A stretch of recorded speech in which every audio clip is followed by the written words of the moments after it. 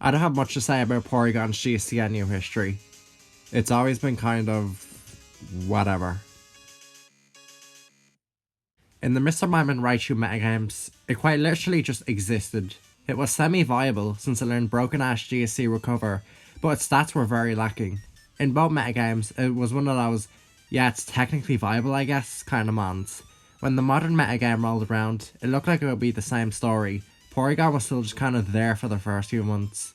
That is, until around October 2020, when people realised that Porygon did actually possess some useful advantages that other normal types couldn't replicate, and it established itself as a pretty decent Pokemon. Porygon isn't an amazing Pokemon or anything, but it has a perfectly fine and unique niche in the metagame. While its stats are pretty mediocre all around, its move pool really carries it.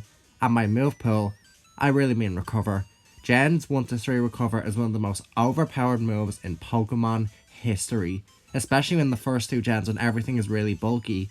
Compared to later gens, Recover has 32 PP, which makes it much easier to spam throughout games, discounting Corset because it's fucking awful. Porygon is the only Pokemon in GCNU to get Recover, and its bulk is just decent enough for it to get use out of it. It avoids being 2-KO'd by Pokemon like Xatu, Octillery, Dugong, and Weezing, and it is only weak to fighting.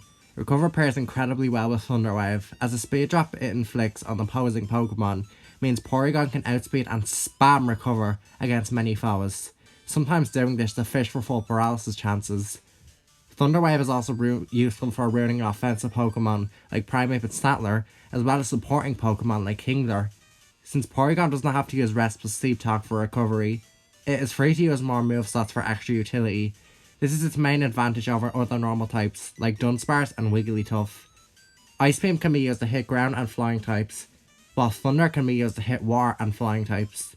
Thief is another decent option, as it can steal leftovers from bulky Pokemon like Octillery, making it easier for Porygon's teammates to break through them. Porygon's special attack set is actually pretty good, so Bulk Beam coverage from it can be pretty tricky to switch into, especially alongside Double Edge or Recover. This Porygon set does suffer from 4 moveset syndrome, as it wants to fit in Ice Beam, and Thunder Wave, and Double Edge, alongside the mandatory Recover. In the end though, the most common set for Porygon is actually a Curse set, taking advantage of Thunder Wave and Recover to pose a genuine offensive threat.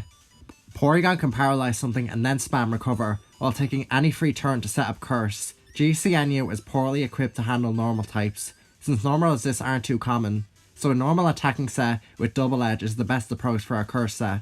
With its usable attack set, Porygon is able to 2-KO Pokemon like Xatu, Octillery, and Dugtrio at just +1 attack.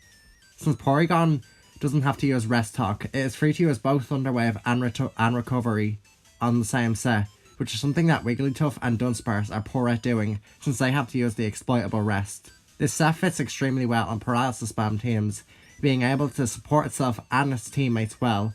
The Curse set can genuinely be deadly, and even if it doesn't pull off a sweep, it will often paralyze something at worst. Overall, GCNU Porygon is a pretty solid Pokemon, but it does face some snags. It can be free entry for Pineco, which is pretty crap, and it also suffers from 4 moveset syndrome, as I mentioned earlier. Since Porygon doesn't use Rest, it also hates status, especially paralysis, since that means it can no longer outspeed and spam Recover against Pokemon anymore. Its stats are still pretty mediocre all around, outside of its good special attack, so many Pokemon can outspeed and 3-KO it, which is made worse since Porygon doesn't resist anything. In the end though, Porygon isn't trying to be some top tier Pokemon, just a solid utility Pokemon that can pose an offensive threat with Curse.